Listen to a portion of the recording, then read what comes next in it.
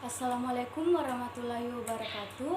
Yang terhormat kepada Ibu RT Rospiana Rufaida SEMAK selaku dosen mata kuliah Akuntansi Keuangan 1. Sebelumnya perkenalkan, nama saya Risha Artika dengan NIM C 0221350 kelas Akuntansi D angkatan 2021.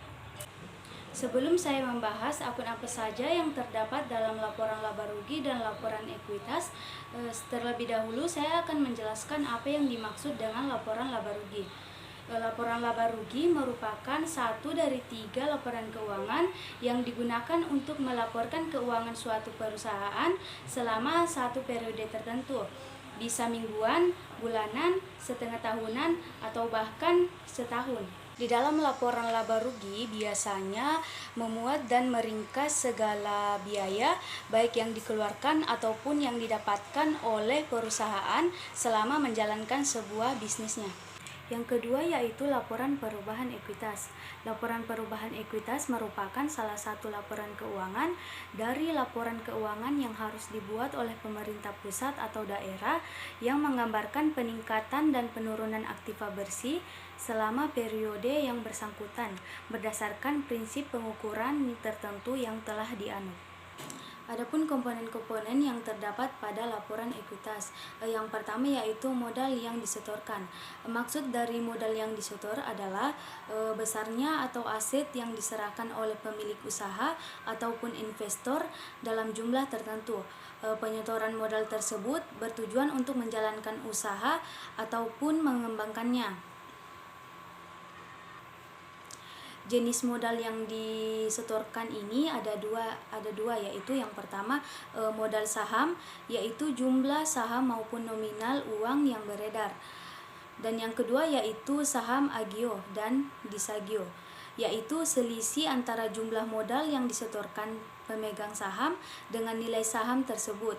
Disebut saham agio jika selisihnya di atas nilai nominal, sedangkan disagio adalah kondisi sebaliknya. Yang kedua yaitu keuntungan yang tidak dibagikan.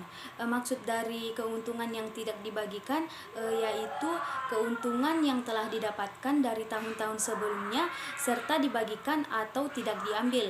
Keuntungan yang tidak dibagikan ini bukanlah dividen. Oleh sebab itu perusahaan harus berusaha untuk mencari cadangan sebagai antisipasi pembagian dividen. Yang ketiga yaitu modal penilaian kembali. Selisih yang terdapat antara modal pada periode sebelumnya dengan periode saat ini disebut dengan modal penilaian kembali. Perusahaan bisa saja memasukkan sisa modal periode yang lalu ke dalam modal sekarang agar nilainya lebih maksimal. Yang keempat yaitu modal sumbangan. Modal sumbangan yaitu nilai aktiva yang diperoleh perusahaan yang sumbernya dari sumbangan pihak lain.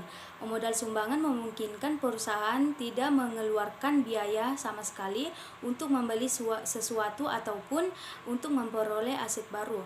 Dan yang terakhir yaitu modal yang lainnya. Modal lainnya yaitu modal yang sumbernya dari berbagai jenis cadangan yang ada pada perusahaan. Misalnya seperti modal ekspansi, modal persiapan untuk pelunasan obligasi, cadangan penurunan harga, dan lain sebagainya. Sedangkan jumlah keuntungan yang tidak dibagikan dan telah dimasukkan ke dalam dana cadangan tidak bisa diminta kembali sebagai dividen. Baik, itulah tadi sedikit pembahasan materi mengenai akun-akun yang terdapat pada laporan laba rugi dan laporan ekuitas. Saya akhiri, wabillahi taufiq wal hidayah. Wassalamualaikum warahmatullahi wabarakatuh.